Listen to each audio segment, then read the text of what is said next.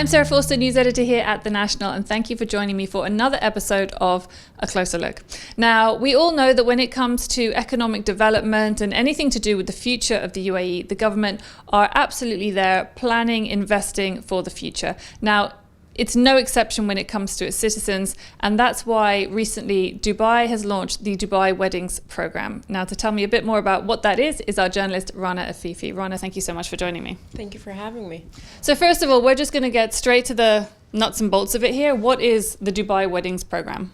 So this program will provide citizens with incentives to cut down on wedding costs by providing marriage planning and holding parties in modern halls for the citizens all across the emirate.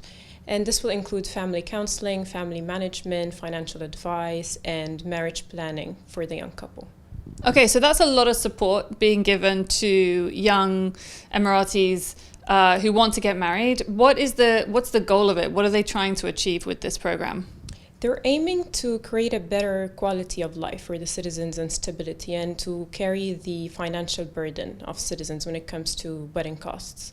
It's also aiming to change the stereotypical idea of exaggerated wedding ceremonies, so to focus more on union rather than focusing on spending all the money on entertainment and gifts to give guests. It's also aiming to increase the large scale of women and men getting married at a young age in the country, to increase the number of Emirati families across the country. So can you tell us what a sort of typical Emirati wedding is like? Yeah, so I spoke to a couple of Emirati staffs here at the National, and usually it's gender segregated. So we have the female ceremony and we have the male ceremony, and it all depends on the tradition of the family. So if we're looking into wealthy families, now they're go big or go home.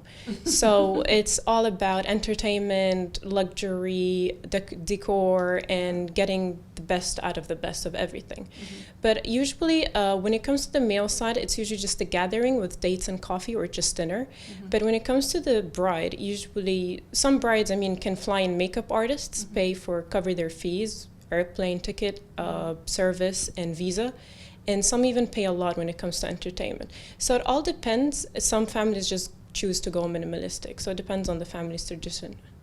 That's going to be true all over the world, right? Like in any country, you're going to find the wealthier families are going to throw extravagant bashes, and then, as you go down, people will spend less and less on various bits and pieces, right? Now, anyone that's gotten married before will know money is a big deal when it comes to it. It is it's billion dollar industry, right? So who's paying for it?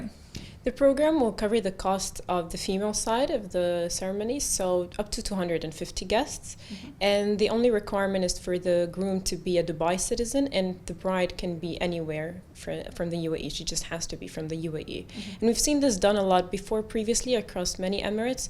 So they do these mass weddings, and it's all for the intention to avoid having couples getting into debt at the beginning of their married life. That makes sense, because you don't want to start, your whole lives together burdened with debt. Makes a lot of sense. Okay, wonderful. Thank you so much, Rana. Thank you for having me. Well, that's it for this week's episode of A Closer Look. Thank you so much for joining me here in the National's newsroom. Don't forget, you can find all of our previous episodes on our YouTube channel.